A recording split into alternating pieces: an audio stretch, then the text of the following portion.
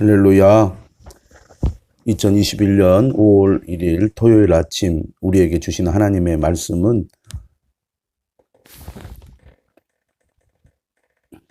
잠언 1장 1절에서 7절 말씀입니다. 5월을 시작하는 첫날 아침 주님 앞으로 나오신 모든 분들을 환영하고 축복합니다. 새벽 실시간 영상 촬영이 되지 않은 관계로 새벽 기도 후에 다시 영상을 촬영하여 여러분들에게 보내려고 합니다. 2달간 우리가 잠언 말씀을 함께 묵상하게 됩니다. 5월 1일부터 6월 마지막 날까지 잠언 1장부터 31장까지 말씀을 묵상하게 되는데요. 우리 모든 성도들이 잠언의 말씀을 통하여 하나님의 은혜를 누릴 수 있게 되기를 바랍니다. 오늘 말씀 1절을 보면 다윗의 아들 이스라엘 왕 솔로몬의 잠언이라 이렇게 표제가 되어 있습니다. 솔로몬의 지혜는 유명하죠. 열왕기상 4장 30절에서 31절, 10장 1절에서 3절, 23절의 말씀을 보면 솔로몬의 지혜는 세상의 모든 왕들 중에서 가장 뛰어난 것으로 알려져 있습니다. 실제로 잠언은 솔로몬의 잠언으로만 이루어져 있지 않고 여러 사람들의 잠언이 함께 수록되어 있습니다. 잠언은 여러 사람들의 지혜로운 글들을 모아놓은 모음집이라고 할 수가 있겠습니다. 잠언이라는 이 말의 뜻은 찌르고 경계하고 타이르는 말을 가리키며 교훈을 담은 가장 경제적이면서 함축적인 말이라고 할 수 있습니다. 잠언을 모은 목적은 무엇인가? 2절의 말씀을 보니까 이는 지혜와 훈계를 알게 하며 명철의 말씀을 깨닫게 하며라고 말하고 있습니다. 지혜와 훈계를 알게 한다. 이것이 잠언의 목적인데요. 지혜를 뜻하는 히브리어 단어가 있습니다. 호크마라는 단어인데요. 이 호크마라는 이 단어의 쓰임은 매우 다양합니다. 지혜는 전문적이고 능숙한 솜씨, 소질, 재능, 훌륭한 감각, 훈련, 수양, 정치적인 감각 등 갖가지 삶의 경험과 관련이 있습니다. 지혜는 한마디로 삶의 기술이라고 할 수가 있겠습니다.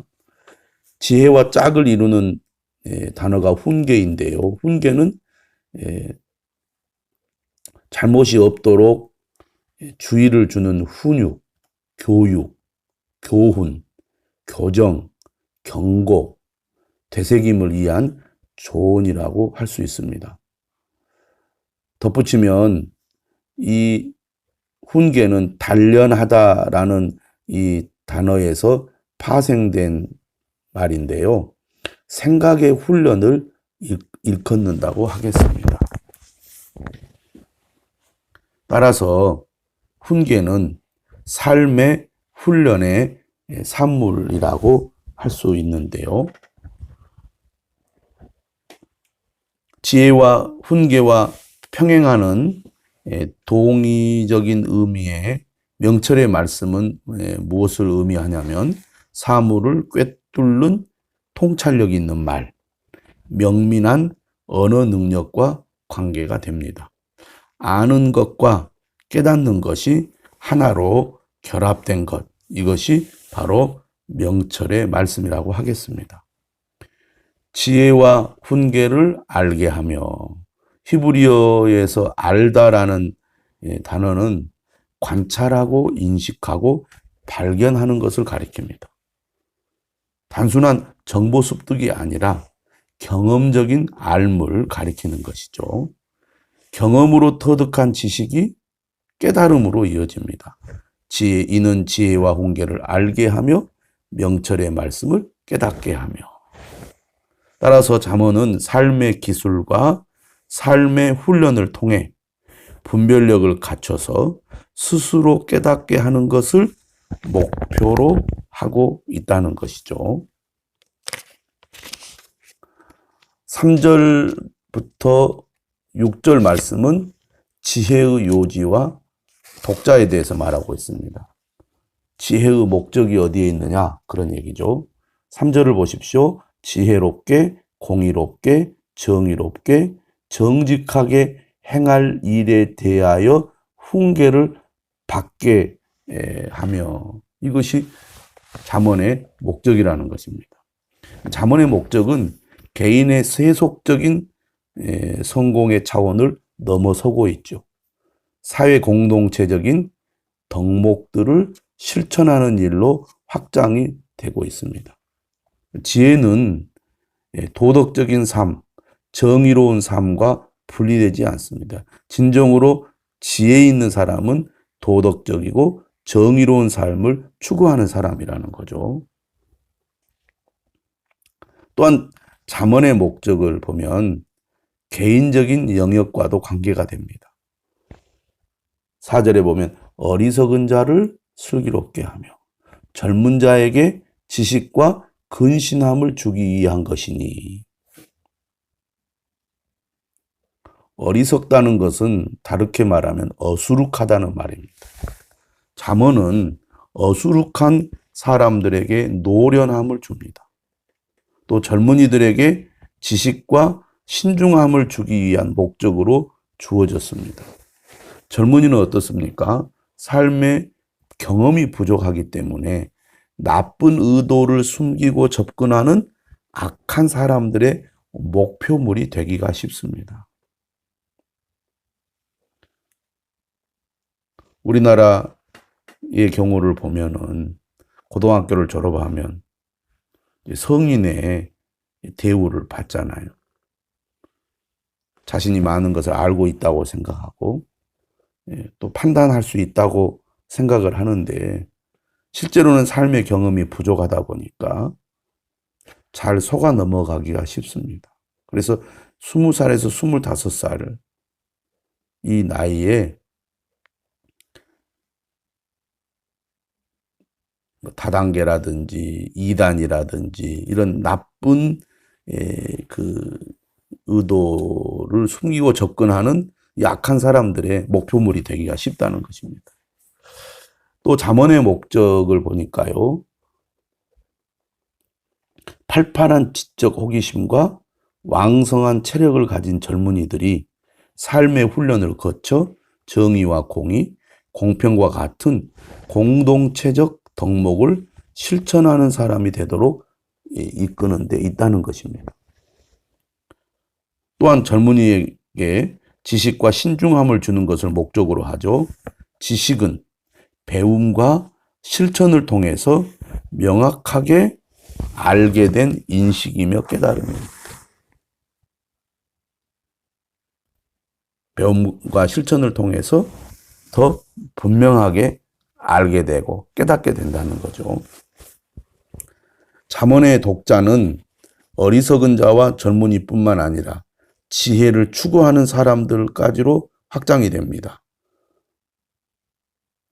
5절을 보니까 지혜 있는 자는 듣고 학식이 더할 것이요 명철한 자는 지략을 얻을 것이라. 지혜 있는 자가 잠언을 통하여 학식이 더 풍성해지고 깊어질 것이고 명철한 자도 그렇게 된다는 겁니다.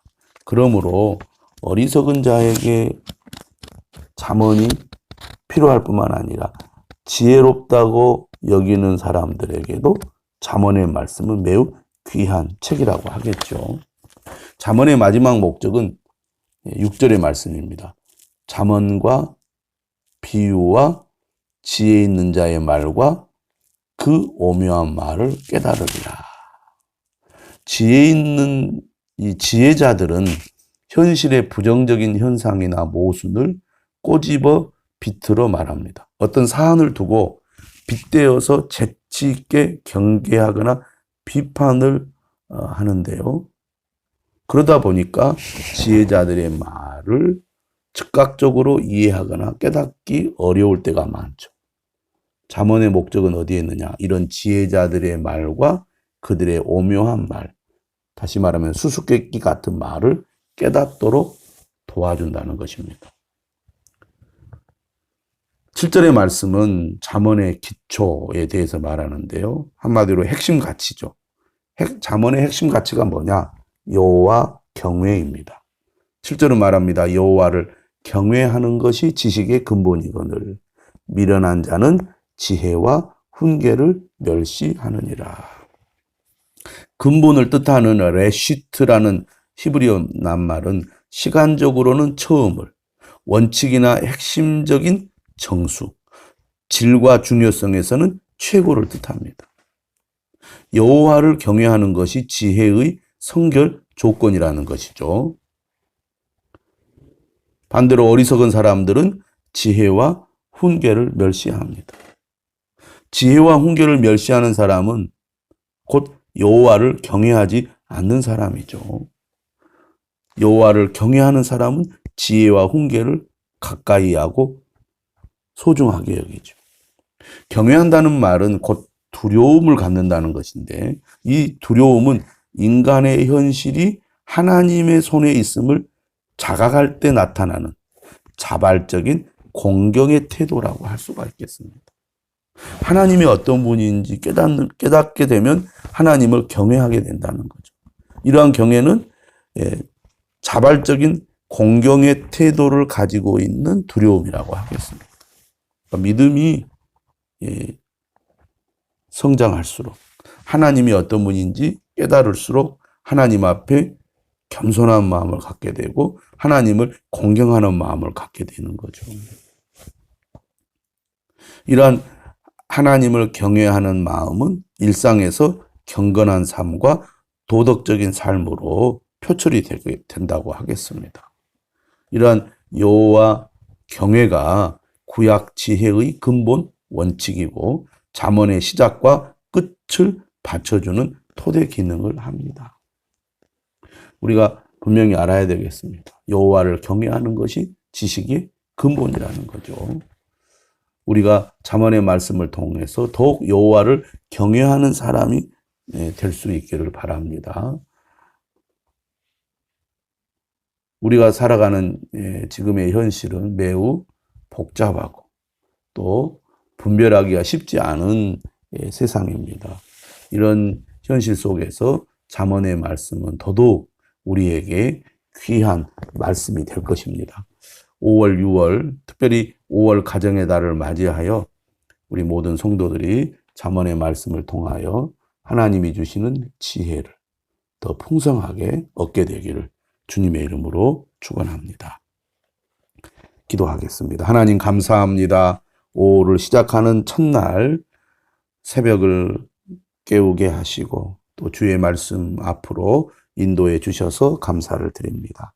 5월 한 달 우리 사랑하는 성도들과 가정 위에 하늘의 은혜를 베풀어 주시고 주님의 말씀을 따라 믿음으로 살아가는 복된 5월이 되게 하여 주옵소서.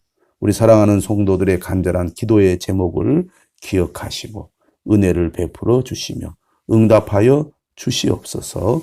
예수님 이름으로 기도드리옵나이다. 아멘.